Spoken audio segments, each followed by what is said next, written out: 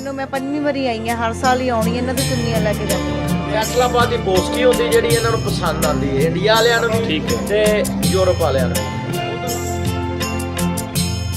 ਇਤਿਹਾਸ ਦੇਖੋ, ਹਰੀ ਸਿੰਘ ਨਲਵੇ ਵਰਗੇ, ਮਹਾਰਾਜਾ ਰਣਜੀਤ ਸਿੰਘ ਵਰਗੇ, ਬਾਬਾ ਕਾਲੀ ਫੂਲਾ ਸਿੰਘ ਵਰਗੇ। ਇਸ ਧਰਤੀ ਨਾਲ ਮੋਹ ਸੀ ਉਹਨਾਂ ਦਾ, ਕਿਉਂਕਿ ਉਹ ਤਾਂ ਵਿਚਾਰੇ ਇਸ 39 ਤੋਂ ਬਾਅਦ ਚੋਂ ਆ ਨਹੀਂ ਸਕੇਗੇ, ਆਪਦੀਆਂ ਖਵਾਇਸ਼ਾਂ ਦਿਲ ਦੇ ਵਿੱਚ ਲੈ ਗਏ ਨੇ।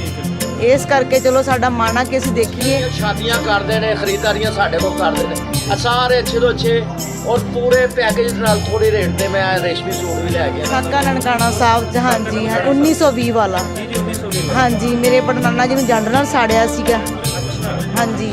ਫਿਰ ਪੰਜਾ ਸਾਹਿਬ ਸਾਕੇ 'ਚ ਵੀ ਸਾਡੇ ਪਰਿਵਾਰ ਸ਼ਹੀਦ ਨੇ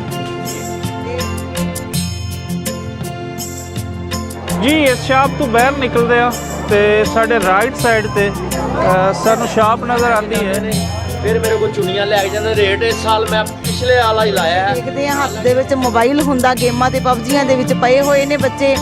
ਸਾਡੇ ਇਤਿਹਾਸ ਨੂੰ ਸਾਡੇ ਵੀਰ ਦੀ ਸ਼ਾਪ ਹੈ ਔਰ ਇਸ ਸ਼ਾਪ ਤੇ ਆ ਕੇ ਮੈਂ ਹਮੇਸ਼ਾ ਜਿਹੜਾ ਵੀ ਆਂਦਾ ਹੈ ਉਹਨਾਂ ਨੂੰ ਕੁਛ ਨਾ ਕੁਛ ਖਰੀਦ ਕੇ ਲੈ ਜਾਂਦੇ ਹਨ ਦੇਖਿਆ। ਮੈਂ ਤੁਹਾਡੇ ਨਾਲ ਗੱਲ ਵੀ ਕਰਾਂਗਾ ਤੇ ਮੈਂ ਤੁਹਾਨੂੰ ਦਿਖਾਵਾਂਗਾ ਵੀ ਕਿ ਇਹ ਸ਼ਾਪ ਦੇ ਅੰਦਰ ਇਹ ਕੁਝ ਚੁੰਨੀਆਂ ਬੈਣ ਮੇਰੀ ਖਰੀਦ ਰਹੀ ਹੈ। ਤੇ ਕਿਹੜੇ ਕਸਟਮਰ ਦੱਸ ਰਹੇ ਹੋ ਜੀ ਤੁਹਾਡੇ 10 ਸਾਲ ਇਹ ਭੈਣ ਜੀ ਯਾਰ ਵਾਲਾ। ਅੱਛਾ ਸਤਿ ਸ਼੍ਰੀ ਅਕਾਲ ਭੈਣ ਜੀ। ਜੀ ਭੈਣ ਜੀ ਕਿੱਥੋਂ ਆਣਾ ਹੋਇਆ? ਲੁਧਿਆਣੇ ਤੋਂ। ਤੇ ਤੁਸੀਂ ਹਰ ਸਾਲ ਇੱਥੇ ਆਉਂਦੇ ਹੋ?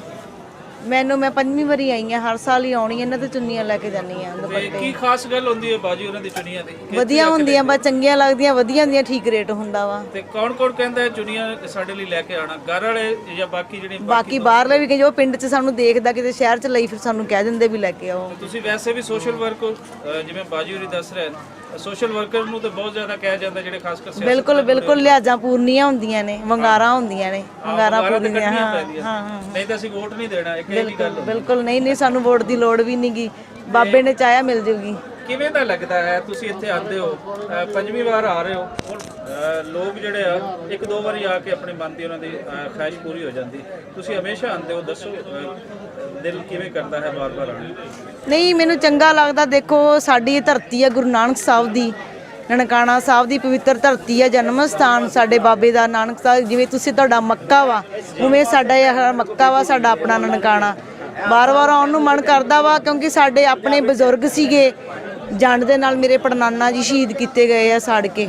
ਠੀਕ ਹੈ ਹਾਂਜੀ। ਸਾਕਾ ਜਿਹੜਾ ਸਾਕਾ ਨਨਕਾਣਾ ਸਾਹਿਬ 'ਚ ਹਾਂਜੀ 1920 ਵਾਲਾ ਜੀ 1920 ਹਾਂਜੀ, ਮੇਰੇ ਪੜਨਾਨਾ ਜੀ ਨੂੰ ਜੰਡ ਨਾਲ ਸਾੜਿਆ ਸੀਗਾ। ਅੱਛਾ ਹਾਂਜੀ। ਫਿਰ ਪੰਜਾ ਸਾਹਿਬ ਸਾਕੇ 'ਚ ਵੀ ਸਾਡੇ ਪਰਿਵਾਰ ਸ਼ਹੀਦ ਨੇ। ਤੇ ਜਿਹੜੇ ਇਹਨਾਂ ਦੀ ਗੁਰਦੁਆਰੇ ਸੇਵਾ ਸੰਭਾਲ ਬਾਅਦ ਵਿੱਚ ਲਈ, ਮੇਰੇ ਪੜਦਾਦਾ ਜੀ ਨੇ ਲਈ ਸੀ, ਇੰਦਰ ਸਿੰਘ ਨੰਦਗੜ੍ਹ ਨੇ। ਠੀਕ ਹੈ ਹਾਂਜੀ।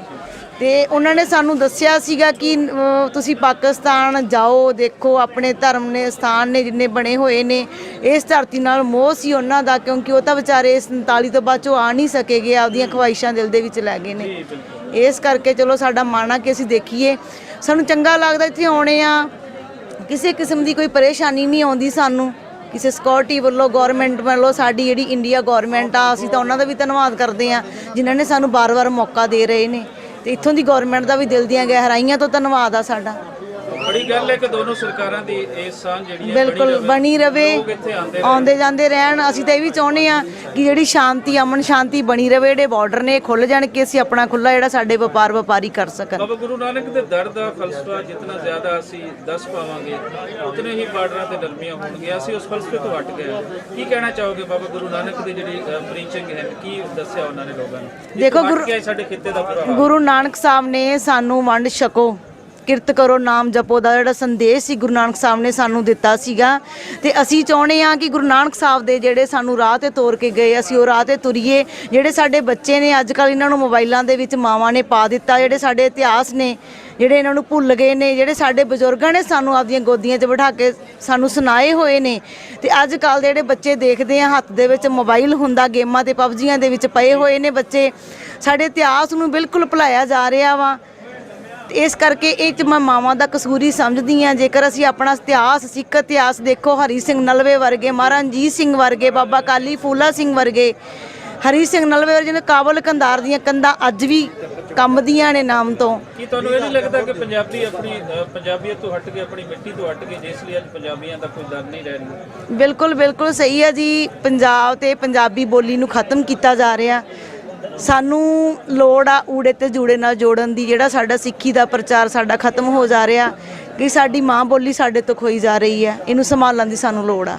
ਬਹੁਤ ਧੰਨਵਾਦ ਭੈਣ ਜੀ, ਬੜੀ ਸੋਹਣੀ ਗੱਲਬਾਤ ਕੀਤੀ ਔਰ ਇਹ ਗੱਲ ਸਾਨੂੰ ਕਿਸੇ ਤੋਂ ਸੁਣਨ ਨੂੰ ਮਿਲਦੀ। ਓਕੇ, ਮੈਂ ਚਾਹੁੰਦੀ ਕਿ ਮੈਂ ਸ਼੍ਰੋਮਣੀ ਅਕਾਲੀ ਦਲ ਅੰਮ੍ਰਿਤਸਰ ਸਿਮਰਨਜੀਤ ਸਿੰਘ ਮਾਨ ਦੀ ਐਗਜ਼ੈਕਟਿਵ ਮੈਂਬਰ ਆ ਤੇ ਮੈਂ ਆਲ ਇੰਡੀਆ ਸਿੱਖ ਸਟੂਡੈਂਟ ਫੈਡਰੇਸ਼ਨ ਦੀ ਵੂਮਨ ਵਿੰਗ ਵੀ ਪ੍ਰੈਜ਼ੀਡੈਂਟ ਆ ਤੇ ਮੈਂ ਕਿਸਾਨ ਵਿੰਗ ਦੀ ਐਡਵਾਈਜ਼ਰ ਆ ਪੰਜਾਬ ਦੀ।